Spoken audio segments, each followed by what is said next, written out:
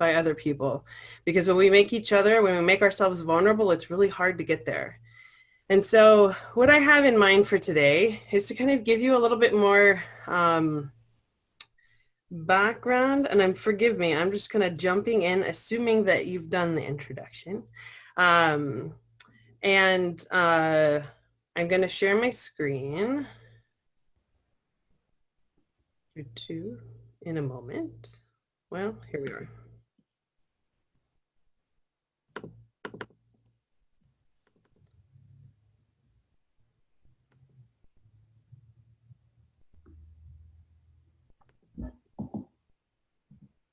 And so if you are in the right place, if you want to talk about dissent in your online classrooms, we have a lot of theory that can back the importance of being together with other folks. One of them that was developed in the 50s is actually called contact theory, and it basically says that all you have to do is get people in front of each other. And I'd like to make a solid argument today is that actually just doesn't work. If you really want to have a real conversation, and you really actually want to get people into space that is constructive, where they can actually disagree with each other, you can't just get them in front of each other. You have to really put a lot of effort into creating intentional space. And so one of the things that's been debated now is, does anti-bias training work in corporations? And one-time events don't actually work. It actually shows that racism is still present, and that our biases are still there. And there's ways to get around this. And so, but if we work together on a common goal and we are able to invest in people's narratives, both in them being able to tell them and us being able to hear and us being able to share our own, then we can actually create spaces where dissent and disagreement can take hold. But it takes an enormous amount of work on the front end. And so what does that really mean? To build a space where you can create respect, authenticity, and diversity, where you can honor the best of what democracy has to offer in an America that's changing in a really big way, where people's very existence sometimes feels like it's threatened by the existence of another, and where we can actually find ways to share and see. And so this image here that you see in front of you is of Muslim and Jewish high school students that went through our program. And just to give you the brief story here, like I remember walking with my little, he was like a curled up little ball, my youngest, who's 7, and I was walking down on the 3rd Street Promenade, and it's basically off of the ocean, and it was in the evening, and I remember the air kind of rustling against my face, and it was just a beautiful Southern California night, and he was like in this little pack. I was protecting him. It was warm, and I was this really important mom. And then all of a sudden I hear this voice saying all these ugly things about who I am, like about Muslims, about Arabs, and it was really difficult. And in that moment, like, I bring people together. I didn't look at him. I didn't go closer to him. I actually covered my baby's ears and I walked away.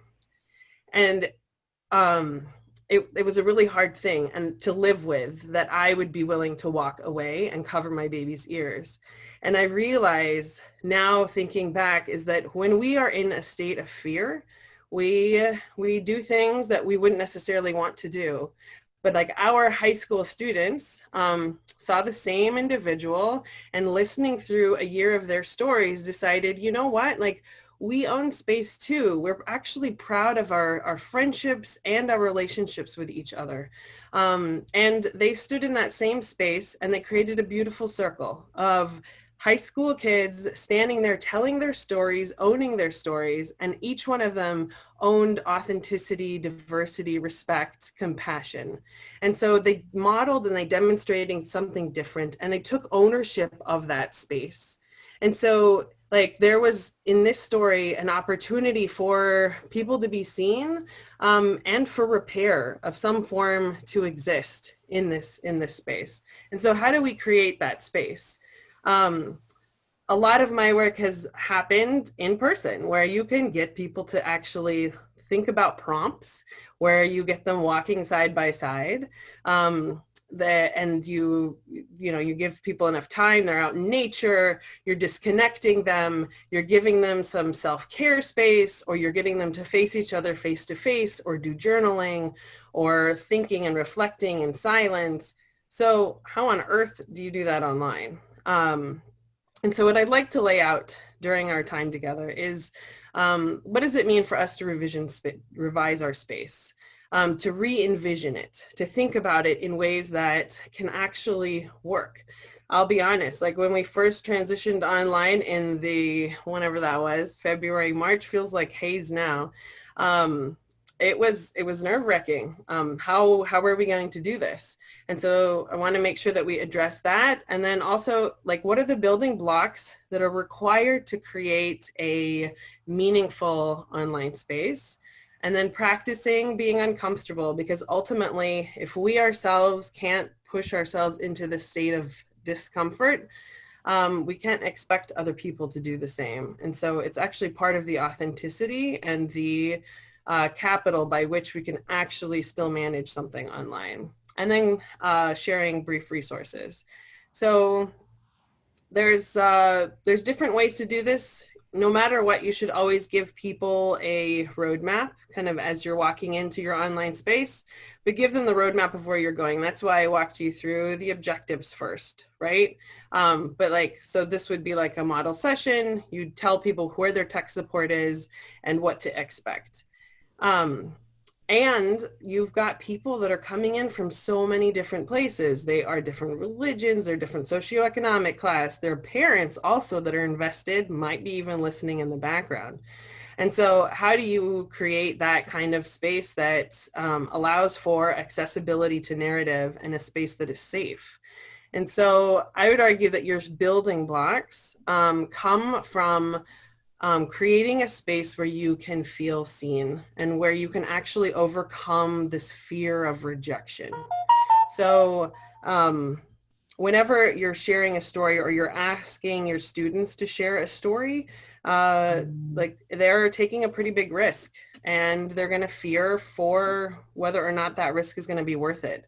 And so ultimately it comes down to your trust capital of, are you able to, and do they trust you that when the community agreement is not being followed, are you going to implement it? And how much prep are we doing ahead of time? And are we sharing the air and making sure that people have a timed amount of space where they can actually share? And as facilitators, can we actually engage in the power of the pause? Like, I recognize that a Zoom call for 45 minutes to an hour is going to feel super rushed. And yet, if you're asking people a question, giving people the space to pause is a important tool, and you have to be able to be willing to sit with it. So where does that leave us with practice? It's actually kind of getting into it. So how do we reset the table? We plan way ahead of time. With online technology, it's I have Jessica today, who's amazing, and so I can rely on her whenever I need to do something. And so that gives my ability to focus on the content and Jessica the ability to help move people where they need to go. And so if you actually have an assistant of some sort, whether it's a student, whether it's a volunteer, some kind of an assistant, giving them things like tech support is essential because it frees you up, but then also smaller group conversations are 1,000 times easier to navigate online. When we we've tried a couple of different things, and we've done a lot of good experimenting at Newground where I'm at. And what we found is that if you can break people up into smaller groups, you'll be able to get everybody to share better. And even the best of intentions means that people are going to be silent in a much larger group. So the more you can divide, the better. You can do that by creating the small breakout rooms. The mute function is clearly something that I think that you can advocate for or against. You just have to make that decision. But you need to make that decision, not just kind of rely on it. And then of course, planning and revisioning your space. In a moment, I'll show you my Jamboard. And so I'm not sure if you're all familiar, but the Google Jamboard, but when it first came out, I was like, this is the best thing since sliced bread. And it requires an enormous amount of just prep ahead of time to make sure everyone feels like they've got what they need. And then you transition to lead. So how do you lead? How do you make sure that you are owning the space? I think the most essential part here is it's actually if you create a classroom agreement, that you're actually making sure that you're enforcing the agreement and not letting things kind of just go on their own merits. Because a lot of times we fracture over the imperfections, and we have a really big opportunity to coalesce within our diversity when we are really focused on how we're going to frame. And so framing itself is everything.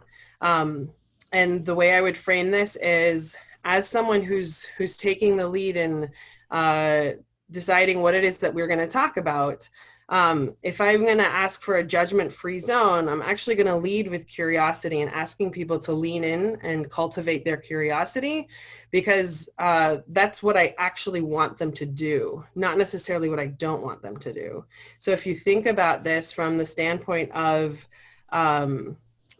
so Richard Nixon is famous for saying, "I am not a crook." Anybody know that statement? All right, so what is he known for? Like, he's known for that statement. He's actually known for the very thing he didn't want to be known for. And so as you're framing things as someone at the top, it's like, how are you framing? And if you want people to lean into their curiosity, then lead that way. So here's my community agreement. Over the years, like, I've seen a lot of different teachers use this. We use it in our space. The simpler the community agreement, the better. Then the way you establish this is by making this happen at the front end of whatever it is that you're doing. So you don't just throw in a community agreement kind of randomly, but you can start at any moment, but just make sure that it's simple and easy to grasp. So first off is cultivating curiosity. So you want to make sure people are leaning into asking questions and thinking about it. And so I would actually ask a prompt and send people into groups of 4 and ask them, like, what are spaces that help you cultivate your curiosity? What exists in that space for you? And so then people can discuss that in their groups, and then you can come back and ask people to share different nuggets as they come back in and populate your room. What's said here stays here. This one's like very hard to implement and essential all at the same time. So if you can create a space as someone who is trying to get people to share things that are hard to even talk about anywhere, let alone in a classroom where they're not necessarily invested, like, we need to get people to invest in each other. And the way we do that is by creating spaces where people can actually be vulnerable. And so that means that, does that mean that you're going to ask people to wear earphones? Is it even possible? And of course, like, it's hard, especially right now when everyone's sharing a house and you're sharing very limited space. So at least being explicit there. And then there's yes and. So yes and is a concept that William Ury and a lot of different negotiators talk about. And that is that you find what it is that you can say yes to, and then you build. And so we'll get into that in a minute, but this really takes an intentional culture around it. And then of course there's share the air.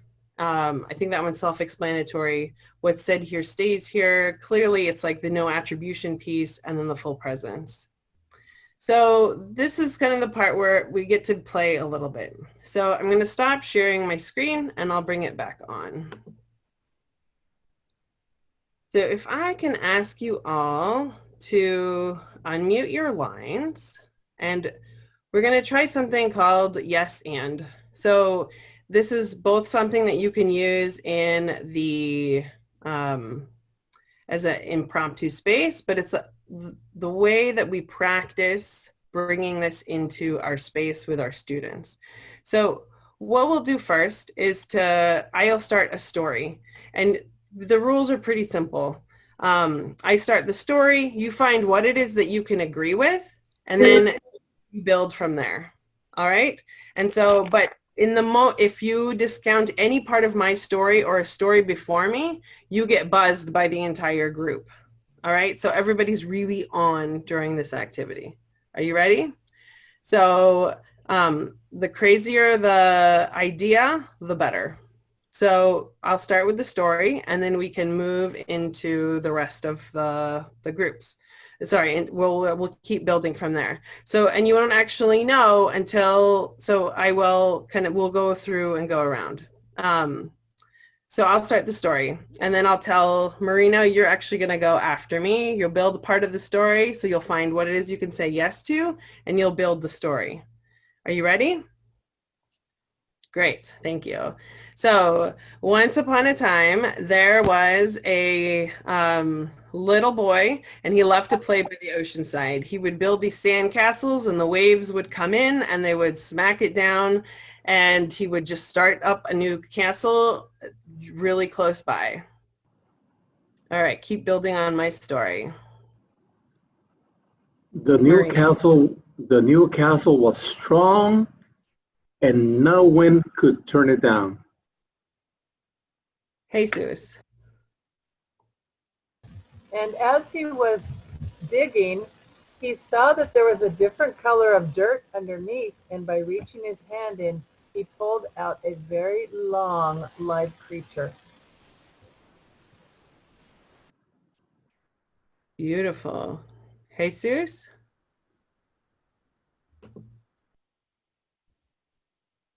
Darcy?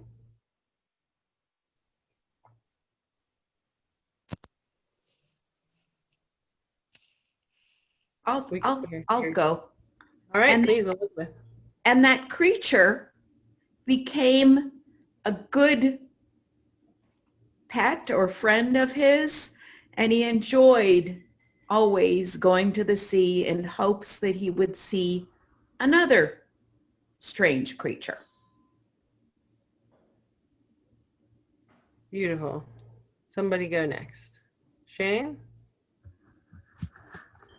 One day, as he was at the sea, he was very excited to find another one of these creatures. And as he squealed in excitement, a strange person came up behind him and asked him what it was that he was squealing about. Mm. And when he turned around, he saw that the person asking the question was a girl about the same age as him. But he didn't know her and didn't remember seeing her on the beach.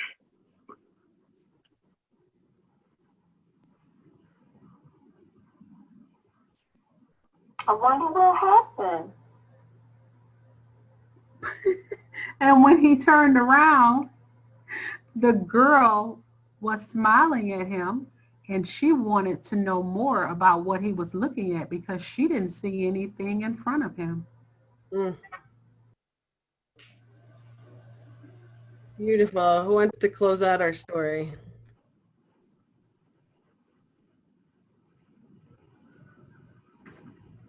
And he pointed to the hole that he had been digging and pointed at the creature that was looking right up at both of them. Beautiful. All right. So like that was, thank you for going on that experiment. So the way I would leverage this kind of an activity is to say, you know, listening and leaning into our listening is actually really essential. And by actually building together, we were able to build and weave something much bigger. Like this is an activity that's been around for a long time, but we can get people to be thinking about what are the different ways that we can build with each other and listen to each other so that eventually when we start talking about current events, we have the ability to listen and to have the capacity to do that. So the second piece that I'd like you to do is to pick up the piece of paper that you had, you brought 2 pieces of paper with you, right? No? Okay, no worries. Just pick up 2 pieces of paper. Doesn't have to matter if it has, just make sure you're okay with leaving the paper. Like you're going to be tearing parts of this piece of paper, so make sure that it's not your taxes or something. All right. Are we ready? So give me a thumbs up when you're ready. Fabulous. Thumbs up all the way around. Great. All right. So now what we're going to do is we're going to actually send you into your breakout rooms. You'll say hello to each other. They're just going to be pairs of 2. We're going to send you in and we'll, just because of time, we're just going to do 1 round. In normal circumstances, I would actually send you into the breakout room and both partners would get to do this activity. But for now, you'll both be doing 2 different things, but just once. So what you'll do is you're going to take your piece of paper, just show your partner the piece of paper. So if I'm with Amy would hold up her piece of paper and I would, there we go, just like Tracy did. Hold up her piece of paper, right? And so then you're going to turn off your microphones. Tracy, sorry, not your microphones. Turn off your video. Tracy is going to fold the piece of paper 3 times and then start to tear pieces and give full descriptions to Amy of like what she is doing. Because the goal is that Tracy's got to get Amy to make the same exact beautiful design that Tracy's got by the end of this exercise. And so does that sound clear? So we're going to get into pairs of 2. We're going to make sure that both people, so you'll show each other the paper, then you're going to turn it off. Tracy is you'll decide who's going to do the tearing at first and giving directions. And then, but the really important part is for the person who's listening, you don't get to ask any questions, nothing whatsoever. You can't ask a clarifying question. You can't say, well, which way did you fold the piece of paper? You can't say, did you mean up or down? Like, you can't ask any questions. Tracy has to give perfect directions and Amy has to listen intently. And at the end, you will show each other, you'll turn on your cameras, show each other the piece of paper and see how close you were to your goal. Does that make sense? Did you say we had to fold it 3 times? Yeah, all your direction is like you do fold it 3 times and make at least 4 tears. So 4 tears, fold and fold 3 times. So those are the only tears and no talking, except the person giving directions. And just to clarify, the person giving the directions should also be doing the same thing with their paper so you can compare at the end? Okay. Yes, because your goal is to get your partner to do the perfect design on the other side. All right, are you ready? Mm-hmm. It should be fun. And here we Point of clarity. Yes. How long are we going to have to do this? 5 minutes. Thank you. So you're going to like zoom in. You're very welcome. All right. All right, Jessica, can you send us please to breakout rooms of 2?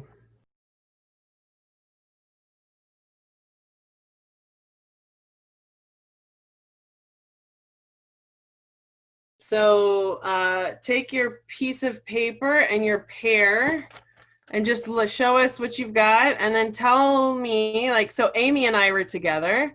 And you can see I was the person giving the directions and Amy was the person receiving them. Amy, what was it like to be on the receiving end? And would you mind unmuting your line? It was hard not being able to ask questions. I wanted to ask questions. Mm-hmm. Totally. So who else had some insights into what that experience was like? Just unmute your line and feel free to share.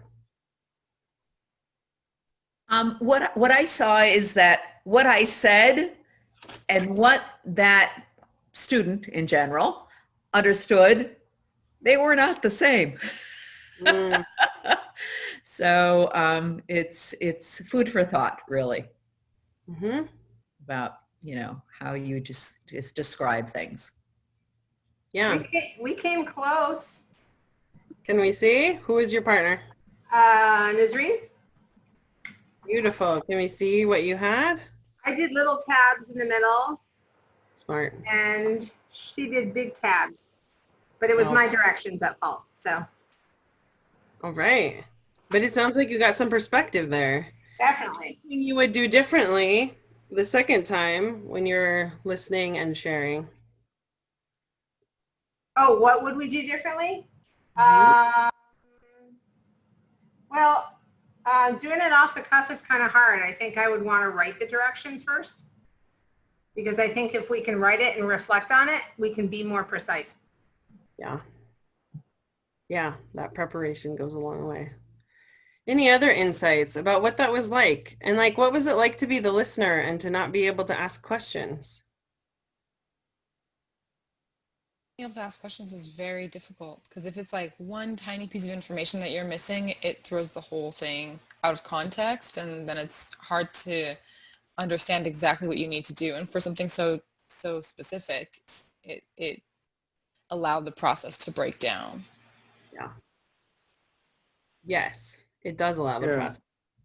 I want to piggyback on that same, and I think that I had to put a lot of trust in the person giving the directions, and also had to acknowledge how important the visual cues are as well, because they were not there. Mm-hmm. Exactly. So, I mean, I would be doing that. I did this with the jurors that we were training at the Museum of Tolerance this last summer. And the way that we lined this up was we did this exercise because I will ask the question, like, who feels like there's a good listener? And like most people will raise their hand. And there's certain things that we can do to set up our listening so that people are just more in that space and more cognizant of how our words impact or don't impact other people. And so I would start with this exercise, and then I would move into, all right, so here are the types of questions that we want to make sure that we're asking.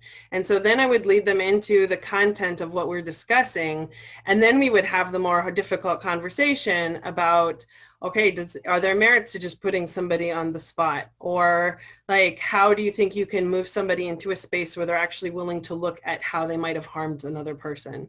And so you're actually stacking and very intentionally these specific things. And so this is like an exercise to get you thinking a little bit. And so there's different variations of this. The way we've used it in the in-person is like we have cut out shapes ahead of time, and we have the same exact amount of shapes, triangles and squares for people in envelopes, and they sit back to back and they do it. But you can modify this online to make sure that people have the opportunity to kind of think a little bit before you transition into the difficult conversation. So you're just setting it up a little bit differently so that the people are just a little bit more mindful. And it's not an activity that's going to take very much time, but it's going to help you set things up in a different way. So now we're going to transition to the Jamboard. So in the chat, I'm going to put in a link. And what I'm going to ask you to do is click on the link. Everyone has a link from the Google Jamboard. It's already been populated. You're going to minimize. So once you're in, you'll kind of get to see what it is that I see. All right, I see all sorts of people. Here we go. So what's really great about the Google Jamboard, so I'm going to ask you just make sure you're on slide 1. The slides are actually in the middle of the screen. You'll see them at the very top. You can you'll see 1 through 9, and then you're going to be able to see that, you know, you're coming in as the anonymous badger, or as the anonymous alligator. So anybody who walks into the Jamboard is automatically given anonymity. This will be an advantage and it can be a severe disadvantage. So the advantage, which is really helpful, is if you are wanting to do something that's more anonymous, you have that gift and it's right here. And so what you're about to see in these different slides are different ways that you can set up the conversation. So if you don't want people to be anonymous, make sure you're on slide 1. This is slide 1 of 9. It says, so like we hold conversations about Israel and Palestine, and I won't have that difficult conversation until after I've made sure that people are in really, like they actually appreciate each other's company. And then we start having this conversation. So how we like set up the difficult things, like you make sure that you've set up a solid framework, a solid relationship first. But if you take a look, so imagine, and I know there's more kids probably highly likely in your classes, but if you take a look, I went ahead of time and put in the question here, and then have strongly agree and strongly disagree. So if you want, you can pick up a persona, and so like David or Fred could say, oh, there you go, thank you. So like I would randomly pick and I would move my name as a student to any part of this spectrum. And so spectrum exercises are really great ways to throw out a prompt, get people to populate where they fall on the spectrum, and they can just move themselves across it. And so once each person here decided, and if say you didn't want to populate their names ahead of time because you don't know what students are going to be and not there, and you don't want people to focus on who's not in the room, all they have to do is go to the very far left part of their screen. You'll see it, it's in the middle. It's called sticky note when you put your cursor on it.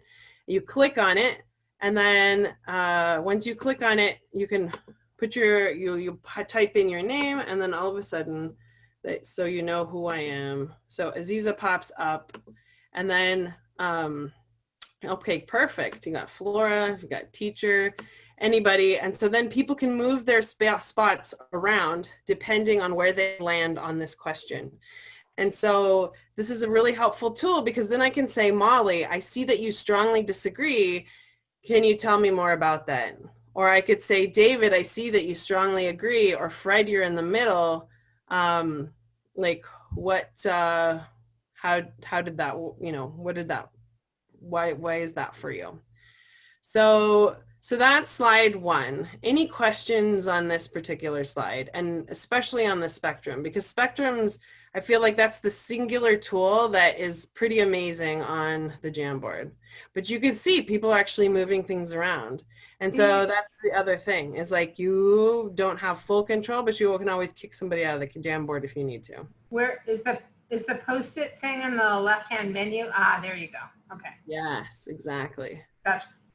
And the only thing is like you can't make clean lines. So like, if you're okay with the line that I drew, that's great. Otherwise, you'd have to go into like Canva, make your line, and export it here because you can easily do that.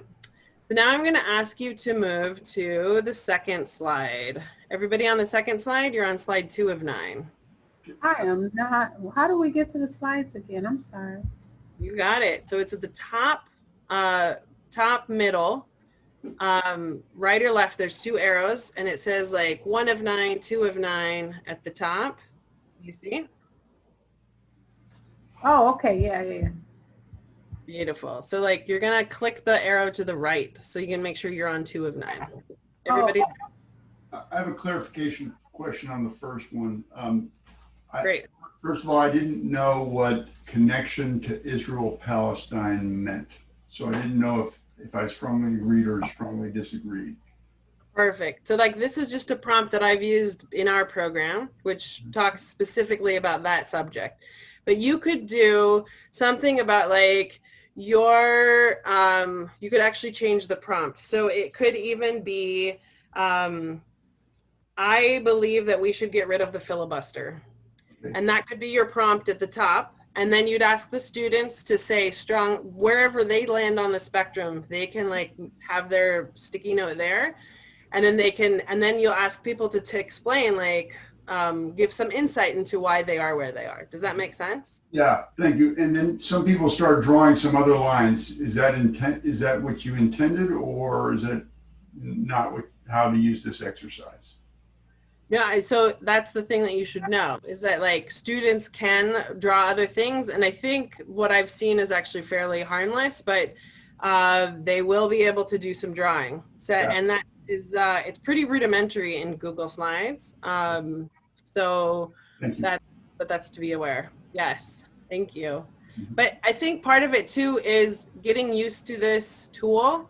It takes a little bit of adjusting, and then once you have it, it feels a little bit easier. All right, so then you're very welcome. Now we go to slide 2. It should say trigger word on your screen. So a trigger word is something that holds a lot of meaning. It could be anything. It could be, what are some of the subjects that come up that you feel like, it could be race, it could be, I mean, for us, like the words that would come up like would be like the name of something, right? So it could be even abortion, if that's the subject that you want to be able to talk about. Or it could be about whatever it is that you feel like is a word that people are misunderstanding, or maybe it's where they're talking past each other in the classroom. That's what I would identify as a trigger word. And so these are really powerful words that mean a lot of meaning to us. So for some people, they'll be central to their identity. So like it could be one of the, like a big thing. So, I mean, sorry, these are big words. So one of them is like, I mean, you could do freedom, or you could do something also connected to, like for us, the words are Israel, the words are Palestine, the words are like Zionism. Like, what are the words that mean a lot of really important things to people, and it hurts another student when they hear somebody say it in the negative or elsewhere? So you're actually paying a lot of attention to your students and like where they come from and what they're doing, and like noticing when they're talking past each other. That's the word that would land on this page. And so the way I would do this exercise is I would actually just have the name, the trigger word in the middle. And then I would say, all right, I need everybody, and this is where the anonymity comes in really handy. Everybody's going to write a simple, it's got to either be a simple sentence or, 3 words about what first comes to mind when you see this word. And so everyone will do their own sticky note. And then after everyone has a chance to fill out their sticky note, you're going to have a timer, and you're going to say, all right, I'm going to decide the order, and here it is. I'm going to put the order in the chat in our Zoom call. So Adam is going to go first, and then Molly will go next, and then Cynthia will go after him, or after the person. And then, so you have the list already pre-decided. And the reason why is in Zoom, it's harder to do just an easy flow. So doing your homework ahead of time and having the names populated is really helpful. And then I would give each person 60 seconds timed on my phone or on the phone of my assistant. And I would say, all right, like Alex, 60 seconds, what is it like for you to read all the different things on this page as they relate to this word? And then Alex would get a full 60 seconds. And then you would move to the next person, and the next person, and the next person, and they get their full 60 seconds. And then after you've discussed the word, then you can talk about it together and be able to say like, all right, what was that like? And the most important part about this exercise is that you're getting people to see perspective and how they're genuinely, maybe even unintentionally, impacting their peers. And it's offering a lot more dimension and perspective. But I will mention again, like we won't touch the trigger words until before like we've actually established relationships first, because relationship is really the bedrock that pulls people back in when they get really upset and they want to walk away. So I know we're at 4 o'clock. I'll just do 2 more slides and then you can see. So if you go to slide number 3 here, you'll see what is present for you. And so you can ask that question and then ask the students to populate this. And so like this gives you the gift of feedback. It also gives you the gift of the things like that you need to be addressing next in your classroom. So now, and if you want, you can come back to the main room. I think the main parts about the Jamboard is to be able to play and let people pick up their pieces and go around. So you have like what's present for you, and then the kind of like what was most valuable in class today. Here's another spectrum exercise where we have all the names kind of like, I'm on slide 5. If you're in the Jamboard itself, you have people's names already lined up for them, and then they can move their name and put it to yes or no on like, I'm holding back on sharing my perspectives. But asking because you're gently asking in a way that makes people like they're going to be uncomfortable, and you're going to ask them to say, actually, I don't feel seen. I don't feel like I can share in this space. And it's really important to get people there. And the way we do that is by making people as comfortable as we possibly can so we can push them on discomfort. It's a really delicate thing, and it's a really important thing. And then like, for example, here, like you can see the closing, like this is an actual exercise that we did just a couple of weeks ago. And so the question prompt was, who do you wish was in this room to have these conversations? And some people put, family members, some people put the names of heads of state, etc. And then this was an opportunity for people then to also kind of own their voice. And so there's gentle ways that we can prod people and ask them. But I think the most important part through all of this stuff on Google Jamboard is that you're giving everybody the space to speak. And it gives you a way to be able to let people self-identify if they want to, and just give people the option to opt out if need be. But it's a really fun and helpful tool. And so like here's like one thing that you're going to think about, and then people would populate like what they're going to think about, whether it's like the power of words or the importance of more stories or practicing listening more. And then like one thing that you're going to do for yourself between now and the next class, because we also ultimately recognize that this is really hard stuff. And for me, who's a person who's maybe leading these discussions, especially when it gets to the tough stuff, I know that beforehand, I need to make sure that I'm doing the self-care that I need. And afterwards, I need just as much time and space to take a bright breather. And even if it's 15 minutes of full silence or whatever it is that you need, it's how you keep yourself going and keep it moving. So how do we share this with teachers and coaches? So there's all sorts of ways that you could do this. I'm happy to share the Jamboard example that I shared. But I ultimately think that if you can actually do this at your staff meetings, if you can do this in other ways, like whether it's like just finding little nuggets and ways to like have a spectrum exercise at your next staff meeting.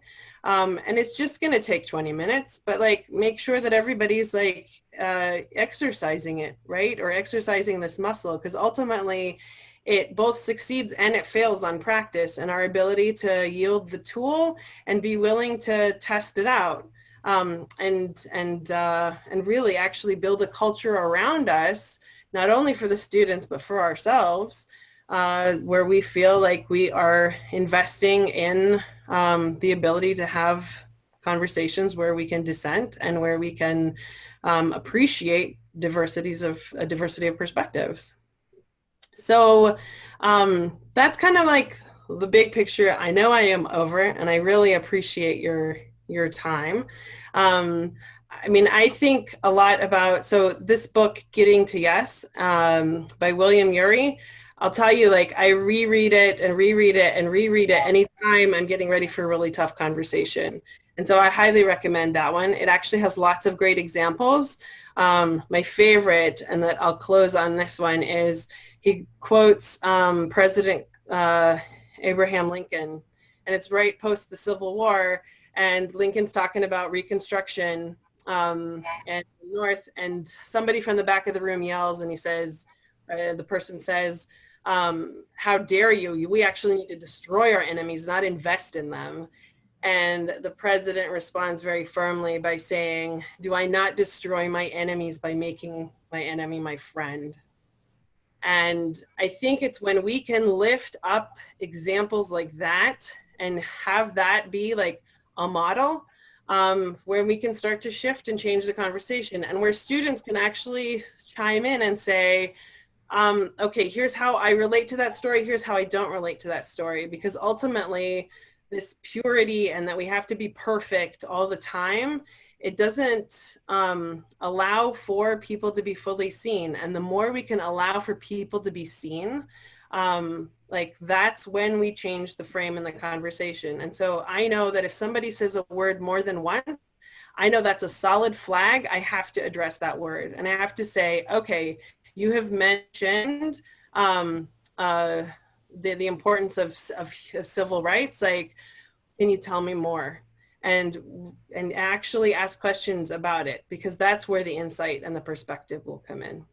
But they have to trust me first, and they have to be willing to be in the space, and that I'm going to make sure that if they feel attacked, that I'm following up with them, and that I'm making sure that it feels more like a community and less like a, speaking to. So thank you so much for your time, and I am happy to stay for any questions or say goodbye. There have been two questions with the Jamboard. One was, does it work with Microsoft Teams? And then, is there any danger in the anonymity of the sticky notes? Okay, so first question on whether it works with Microsoft. It's a link. So technically, if you have the internet, you should be able to use it. And so you should easily be able to use it so long as you have the internet. If you don't have the internet, it's not going to work. The second question, can you reread for me? I can also look it up. Yes, it says, is there any danger in the anonymity of the sticky notes? I think actually anonymity can sometimes be better. Where I have seen a danger is but the same danger would exist with Zoom crashing, or what is the word? Zoom, whatever, where somebody comes in disruptive. Yes, where someone's like intending disruption. But I think that the way to especially engage that is to, that's why having a solid relationship and connection with the students, and where all of us are invested in each other's stories, is so important at the very beginning. So there's this organization called Narrative 4. You can actually send your students there, but like they have literally storytelling workshops and training daily, and anybody can join. It's free, and it's a great model. But it's the opportunity to hear these different perspectives. And if you can do that thank you for that, Darcy. If you can do that at the very beginning of your program or your class, it really sets the stage, especially if we're sharing each other's stories. And so, for instance, I noticed that, so we do something called the story behind your name. And so where you introduce each other, but I would introduce my name, and like I would tell you the background of it, and I would introduce myself to Amy, right? And so then Amy would then have to turn around to the entire group and introduce me as herself, and I would introduce Amy as herself. So I'm doing two things. I'm sharing my story, getting people to hear it. Amy's having the burden of having to share my story in a way that holds integrity, because now she's both got me in the room and she's got other people, so she can't add additional things, or if she leaves things out, like there's some emotional connection there. And you're practicing listening. And so like it hits multiple things. And so we do that. We were doing it with our students, but then we found that it's actually really important to do it with the parents too. And so we do. At the very beginning of our programs, we do it with the parents as well. And it's a really great way to get further investments. And the more we can get ahead of investing in each other, the hope the ability to confront those difficult moments when people are Zoom bombing and you have a suspicion that it's a certain student, you can confront with compassion and address. But in terms of the Jamboard itself, like it is anonymous. And so if you didn't want people to, if you don't feel like they're ready for the trigger words, I wouldn't do the trigger words. But I think it's a place where you can go to, and it's actually going to help with a really good conversation, especially if you have a government class or another class where you actually want to get into some of these more challenging ideas or important ideas. Can I share? Please. So I haven't taught in a few years, but I taught for 20 years. And whenever I was getting up, I taught all the social studies cores at once. And whenever I was approaching the Holocaust, they'd already gotten some background in anti-Semitism, but I did my little lesson on stereotypes. And so I would put something up on the board or have the kids give me a stereotype, and then we just kind of shout things out and put them up on the board. And that is kind of a non-virtual way of doing those sticky notes. I would usually preface it, right? Because I did one or two activities on the Holocaust that were impactful, but also brought some kids to tears. So yeah, there are difficult conversations to have, and the politics and discourse in the country have made it that much harder. So I do not envy and praise teachers who are in the classroom these days. Yeah, there's a lot of landmines, and there's a strong high emotion.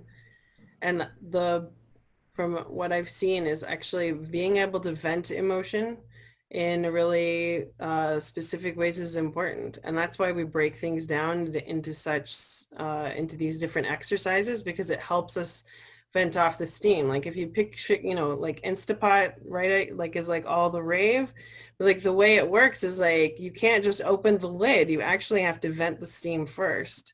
And it's very similar when we're so charged, like people need that space. And something I think that you said that was really important was the tears, right? The tears are actually a sign of connection. And they're important. And like when we get scared of this hard stuff, like, we have to ask ourselves, are we really invested in going into the hard stuff? Like it's hard by definition. And so it's going to take a lot out of us. And it's actually not, like tears are actually an important sign that we've connected to something important. Those days I had to do that activity and I had to skip a year so the kids wouldn't know. It was a very hard day for me because I would have to do it at the beginning of the day and at the end of the day and swear them all to secrecy in the middle. But it was emotionally draining to do it. And if anyone's interested in it, I'll throw my email in there and I'd be glad to give it to you. Thank you. Thanks for offering that. I think the more we can share, like the better. It's interesting, like after like as soon as the pandemic hit, it was like, okay, what's everybody else doing? How are we doing this? And so being able to have a community of people that we can ask questions of is really important. Like what we found is like with a lot of these different leadership training programs, etc., it's like people are really making sure that you have smaller group discussions, less of the big ones, because online, smaller groups are way more effective. In person, they're more effective, but online, they're especially more effective. But if there's a place where we can share, I think that's a beautiful thing. Oh, and there's I'm happy to, Jessica, would it be appropriate to share links to other resources? That's like my final thing. And so I can make sure that we can share that with anybody who signed up for the class.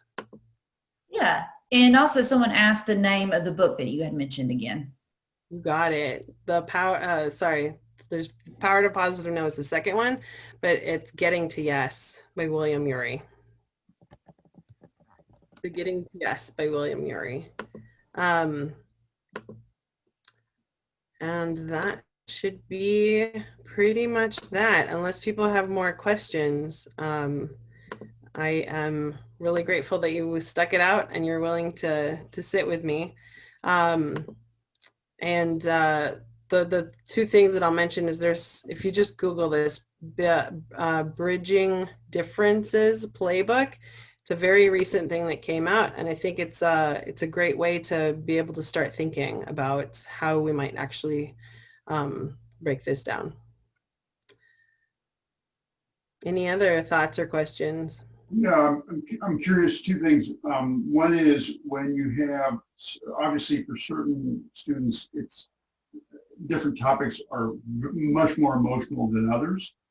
Mm-hmm. And so I'm curious how the dynamics fit when you've got one or two that are really, extra triggered or whatever. And so how do you manage that process?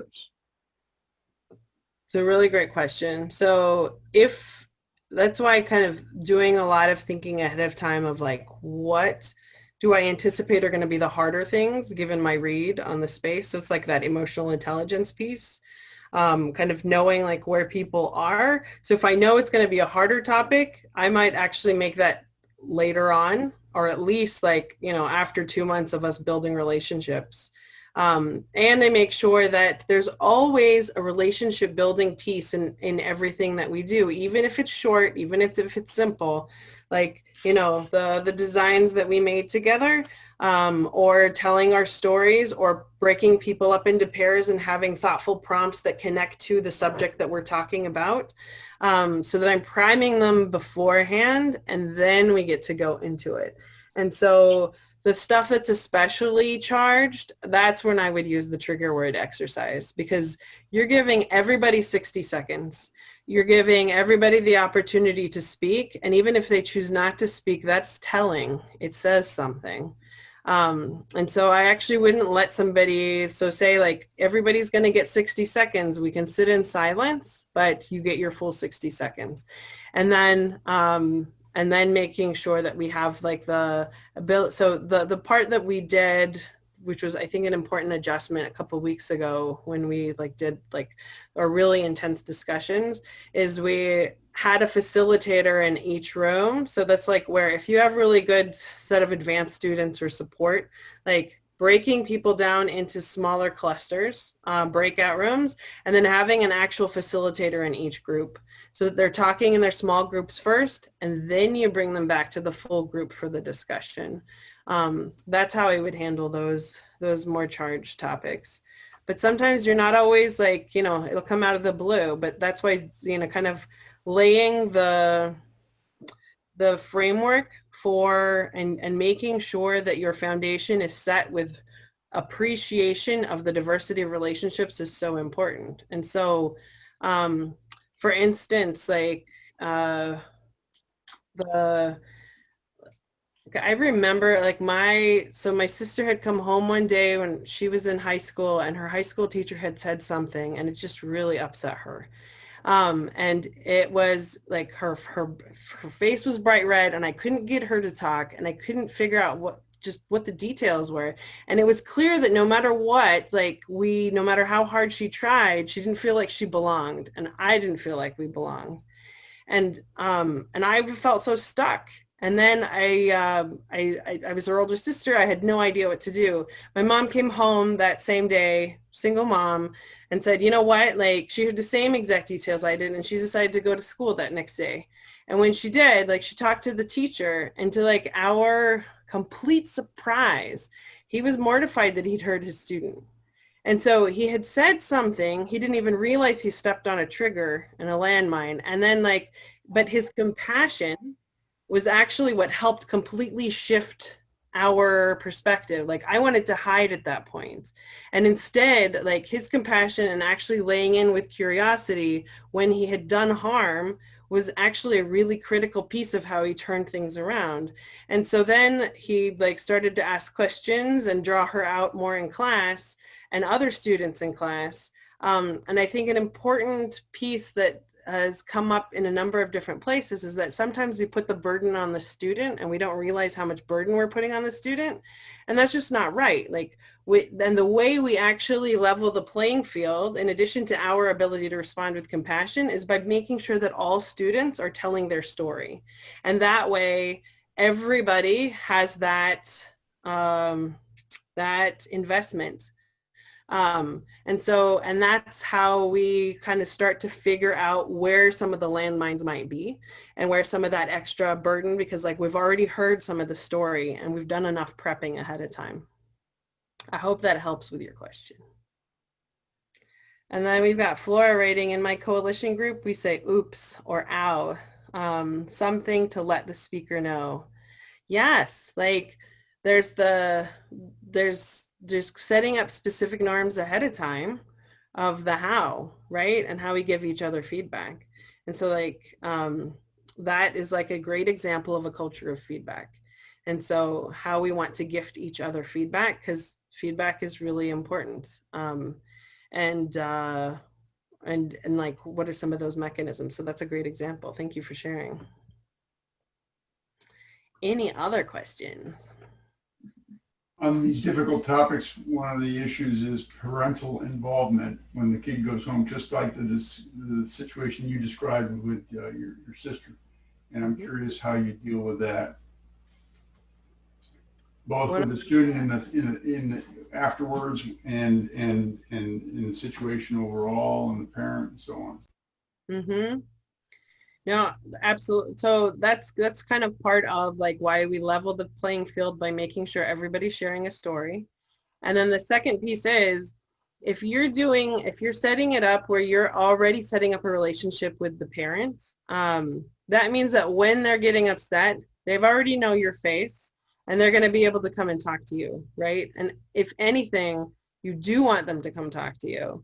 And so as uncomfortable as it is, it's actually what we want, to be able to engage on it, right? And you've already kind of set up the norms of like, I'm here and this is what we're doing in our class. This is why we're doing it, by setting up our goals and our objectives first at the front end.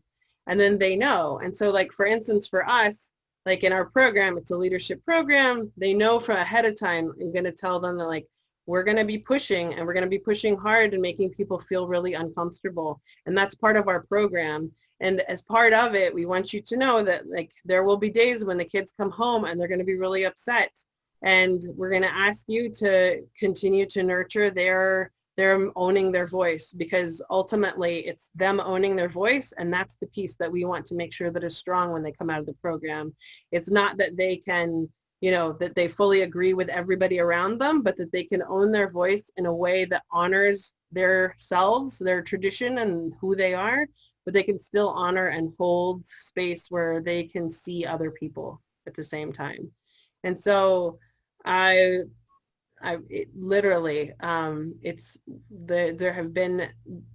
it's time consuming and it's rewarding all at the same time. And so that's why having the relationship with them at the front end is so important, and then being able to talk after. So there's no replacement for it. It's actually part of investing in community. But like when in community is invested, like we can actually all really push and create more compassionate dissenting spaces together. Thank you. Any other questions? You're very welcome. Thank you. So I am, available to share ideas if you like, or we can close things out.